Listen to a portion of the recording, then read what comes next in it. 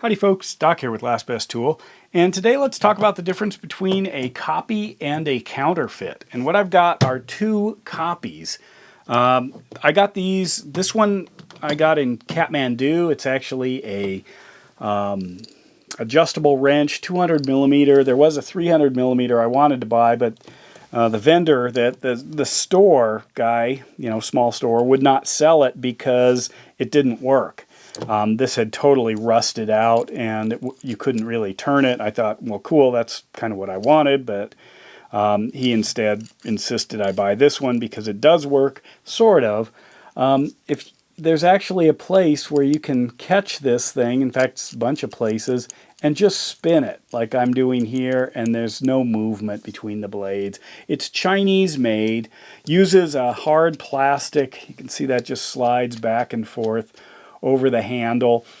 It's in between, right here, two snap-ons. So I don't think this was an accident, given the similarity in cover design. I mean, you see them hanging, and if you know snap-on, that's what it looks like. I mean, this is the Swedish one, this is the Spanish one, probably made by Baco, but to me that's no accident. So they're kind of copying it. I paid $3 for this thing when I converted. $3.01 is actually the amount of conversion. But anyway, it does not work very well, but I was kind of curious. It's really a crude manufacturing, and this is one of the better wrenches.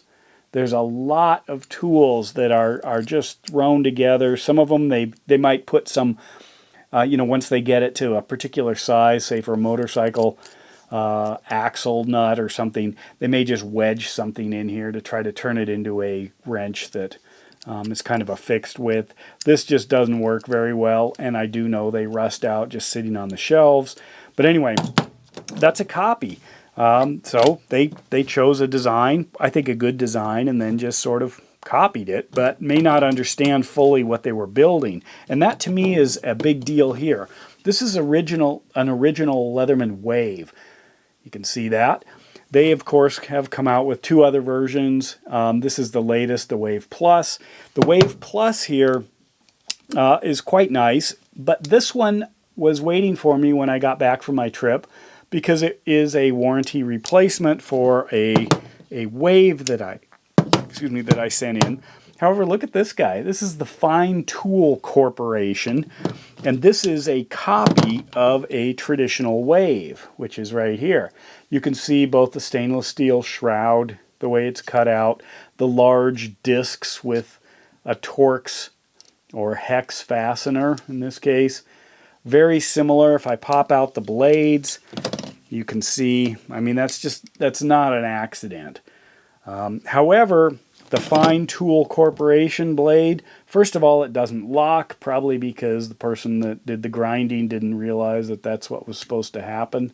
So it doesn't lock, and it's dull. It is way dull. There is not much going on here. There is a point to this right up here, which actually is less of a point than the Leatherman, and that's one of my complaints, is this point is way too sharp, I think, for a multi-tool. But anyway, the saw on this thing, well, if I could get it out, I could show you. Let's see if I can pry that out. There's the other blade. Again, the lock on this one barely intersects. So if I pop it out, I don't know if I'd trust that. The saw and the file, well, first of all, these are ground down all the way. So if you look at how a traditional Leatherman, it gives you plenty of grasp right there on that hook. This one, wherever it is, nope, there's nothing. They ground it right down, so I have to use a tool. I'll use this little snap-on pick and see if I can pop that out of there. There it is. So here is the saw. This one, check it out, that did pop in, so you do get a kind of a liner lock. It's pretty stiff, but there's the saw. So if I compare saws, you can tell that this is not a, I don't know, an accident of nature. Pop that out. That these are designed this way specifically. It's not just like, biomimicry. It just all of a sudden lines up because that's how you'd make a saw blade. These are copies, you can see, but different. So in the original Wave, you get the blade or the cutting surface, try to get that to focus, all the way out to the tip. This one stops there. They both have that notch, although it's on the Fine Tool Corporation one, you can't really use it because your finger doesn't get in there.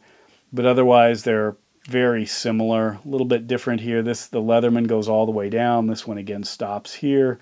That square cutout. Now, one of the things I found interesting is if we go back to this Wave Plus, when this arrived, which it was waiting for me when I got back, look at that. Bounces around. Oh, by the way, I spent $6, I don't know if I mentioned that, at Namche Bazaar buying this. So this is a $6 tool. I probably could have got it for less if I wanted to, or haggle the price, but, the amount of money they're asking is so comically small that, you're arguing over pennies, basically. But anyway, on this one, the blade was loose. Now, Leatherman uses these security torques here, which is a pain. And there, this one doesn't. The Fine Tool Corp uses kind of these hexes that may or may not be actual sized. However, on the Leatherman Free P4, which is their new, I guess, as of last 4 years, state of the art, they are going back to traditional torques. So you don't have to have anything special, or hex, whatever those are. That's torques there. But anyway, so you can easily get it with conventional tools. A lot of people don't have security bits. But where I'm going with this is, here's the new Wave Plus. I would need to tighten that, which would mean I would need 2 of these security bits to hold this together, to snug that down. And if I can, like that. Should have come from the factory that way. It's better, you can see. So that one works. This guy here, this Fine Tool Corporation knockoff. So here is the blade. The blade on this one is just as loose as the Wave Plus that I got back from the factory. The lock doesn't work, but I'm going to go ahead and see if I can get this one to snug up. You can see that these discs just spin. So here it is. Grab it by my other torques and see. I'm able to turn one. Look at that. There we go. So, little stiff. That's a little better. Getting in there. Now if I put an edge on this that actually works, I might have a functional multi-tool for $6. A Wave copy, or a souvenir as I like to think of it. I got this in Namche Bazaar in Nepal. Very simple design, but a total copy. I won't go into all of the individual little tools they've got. They're very similar to the Wave. Cheap steel, soft. But it's interesting because there were all kinds of real counterfeit things as well that carried the actual branding of the different companies. These, in fact, are just copies. And oftentimes, to me, that's like they take an idea and then they just sort of build something similar. And for, the price, it's a whole different world when you're in third world countries. And to think about, a Leatherman Wave Plus at $120, $130, something like that. The P4 is like $150. This was $6. Probably could have got it for $4 if I wanted to argue or haggle with the elderly woman who runs the store. This is the only one I saw like it. It was piled under a bunch of stuff. I was digging around looking for different blades. But anyway, that's the difference I've discovered between copies and counterfeits.